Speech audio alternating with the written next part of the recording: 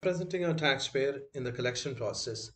So IRS might basically come up with a collection process if it thinks that it cannot collect the money from the taxpayer, okay, unless it gets into a collection process, right?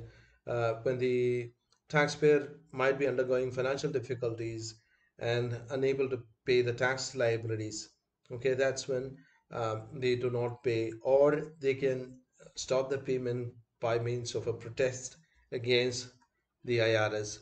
Okay. Now, if the taxpayer is unable to pay the taxes, okay, typically the taxpayer has two choices. One is to request for an installment agreement, okay, by filing 9465, okay, and taxpayer gets a little extra time to pay. Taxpayer typically can pay it in installments, right? And this usually happens when the taxpayer owes an income tax as per the filing of form 1040, okay, and or the taxpayer who is responsible for trust fund recovery penalties, okay.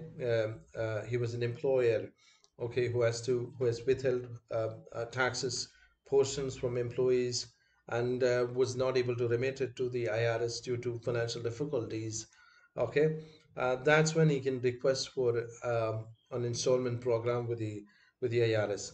Typically, you get a guaranteed installments if your taxes are less than 10,000, okay, and you have not requested for an installment agreement uh, before 5 years, okay. This is the first time that you're filing for an installment, um, uh, and uh, and you request that you'll be paying the full money during the period allowed, okay. And you have to show why you are requesting for, okay, an installment agreement, okay. If the IRS is convinced on your financial status that there is an inability for you to pay right now, and if they think it is reasonable to grant installment agreement, it might do so, okay.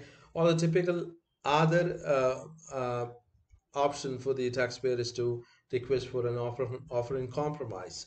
So an offer in compromise basically helps the taxpayers to settle the taxes due with a less than the whole amount. So you're requesting the IRS to reduce the taxes payable by making a compromise offer. Okay, IRS might consider several factors into it. Okay, IRS might think this is the only way that you can collect the taxes from the taxpayer. Okay, if it thinks that this is the only way that it can collect, or if the IRS thinks that it creates an economic hardship for the taxpayer to demand the whole amount right away, or if the IRS thinks that basically there could be a mistake or error from the part of the taxpayer to show no huge amount of taxes payable. Okay, if it has doubt whether the taxpayer actually owes all this money, you might get into um, uh, uh, uh, an agreement on compromise offer. Okay, or the IRS typically thinks that this is the only way to collect taxes from the taxpayer. Okay, by accepting an offer in compromise, the taxpayer might or the IRS might agree with the offer in compromise from the taxpayer. Okay, the type once it is approved, or if just on the time that you're approving or appealing for offer in compromise, the taxpayer can typically pay a small amount, okay, such as 20%, and then wait for acceptance from the IRS, and then you could pay the remaining over a few installments, and that's how the taxpayer can process the uh, offering compromise.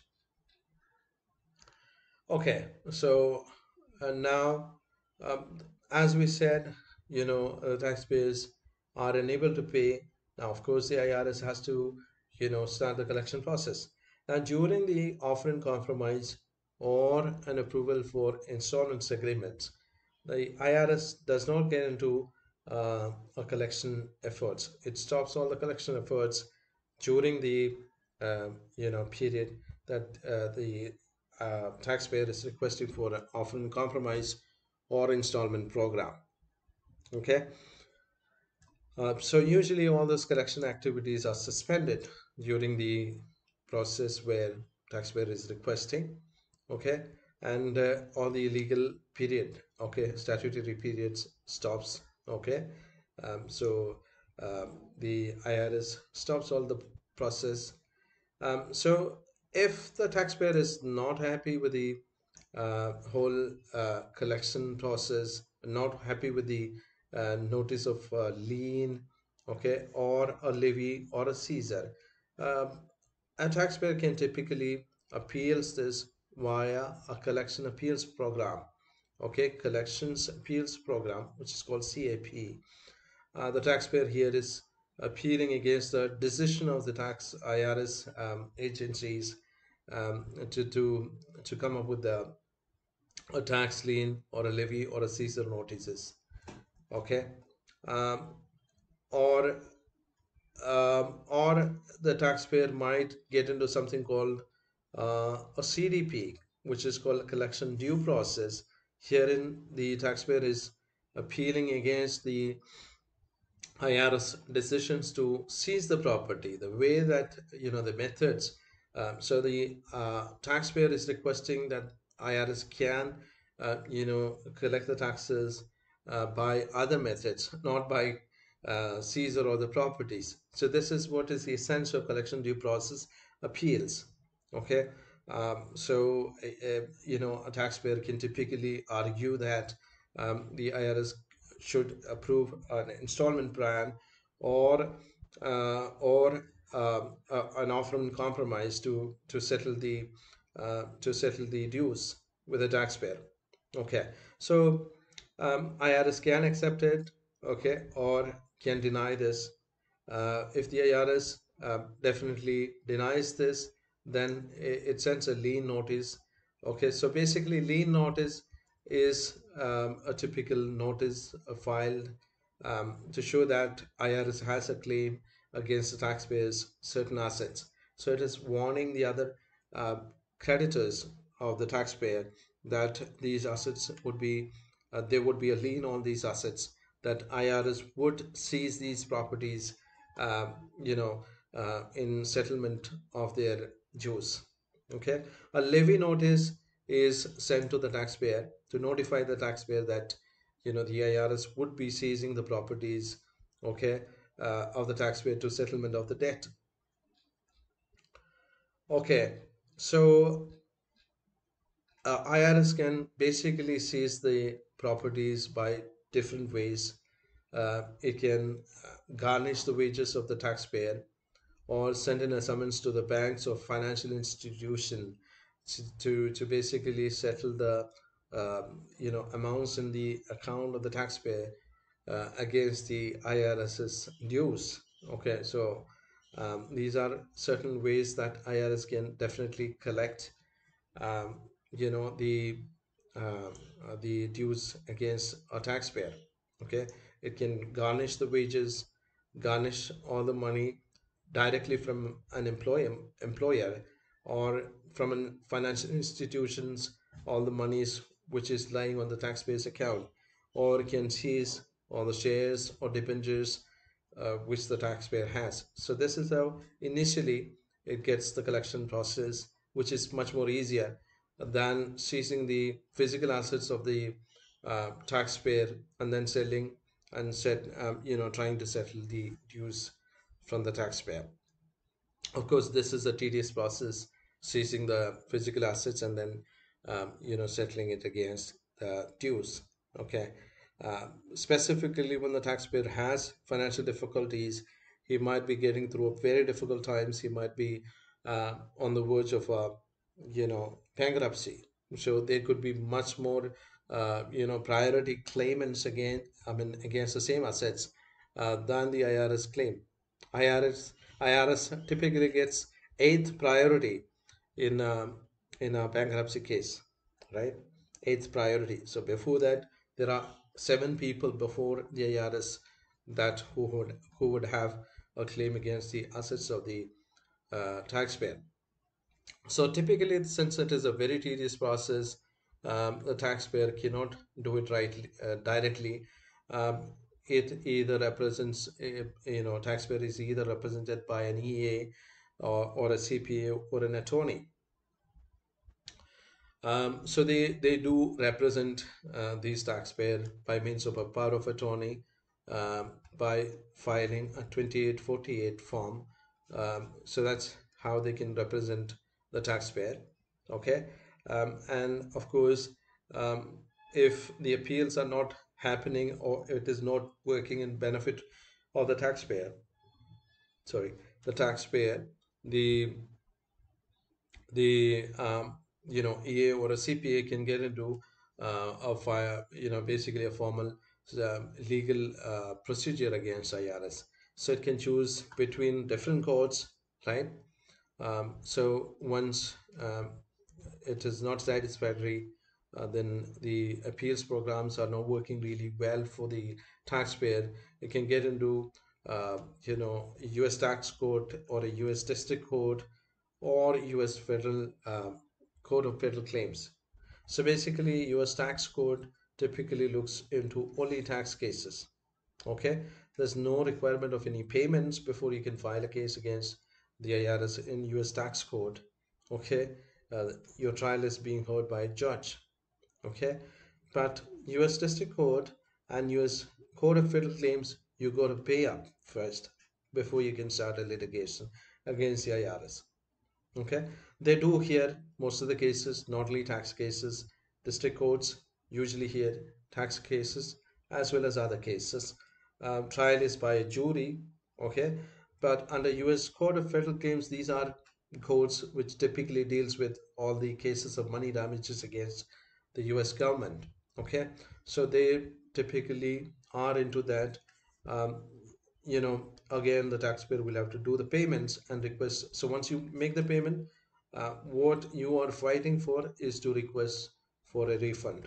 Okay, you could pay up and then fight in the court. If you win, you get a refund for that.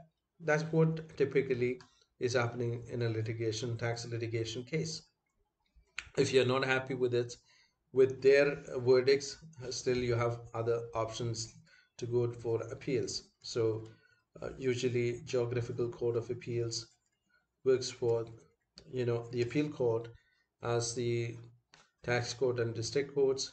You have a appeals court for the federal claims as well. If you're not still happy, okay, you could even go to the Supreme Court, which rarely hears any of the tax cases. Oftentimes, the taxpayers, get into a liability by means of trust fund recovery. So usually, employers are supposed to be withholding certain money, certain tax portions from the taxpayers, right, and remit that directly to the IRS. So sometimes an employer may not do that either deliberately or by means that is getting into a financial difficulty. So he would be assessed, uh, you know, a trust fund recovery. Okay. Why do we call it trust fund? Because basically these are supposed to be remitted to the IRS on the monies that is withheld from employees' taxes. It could be either FICA or FUTA. Now, of course, FUTA is the employee's portion. So FICA Medicare, FICA Social Security portions are withheld, right? Or then if you're a employed individual, of course, you have certain liabilities towards the IRS in settling the withheld taxes. Okay, so any other withholding is not directly paid to the IRS, then you come under the preface of trust fund recovery. So IRS can, of course, you know, sorry, get into a collection process against if you against the employer who is liable for a trust fund recovery penalty. Of course, the taxpayer can request an abatement if there are reasonable grounds that the taxpayer can show that the taxpayer could not pay this by means of certain inevitable situations that taxpayer had gone through, maybe illness, okay, or death of a key person, or the taxpayer was unable to pay or file taxes due to natural calamities which are federally declared disasters. Okay, this is when a taxpayer can basically request for an abatement. Okay, taxpayer also can request for an audit reconsideration if your same item, for example, a typical item has been got into an audit from the last two previous years, okay, and it ended up in a no change audit. Okay, the taxpayer can typically request for uh, you know um a reconsideration, okay, or the taxpayer also can request for a reconsideration if the taxpayer thinks that the IRS audit process was not correct. Okay, and maybe that's the reason he was assessed an additional taxes and penalties. Okay, so these are the choices that the employees, uh, sorry, the taxpayers do have um, against the IRS. So this is how an EA or a CPA can represent a taxpayer in the collection process. All right, good luck with your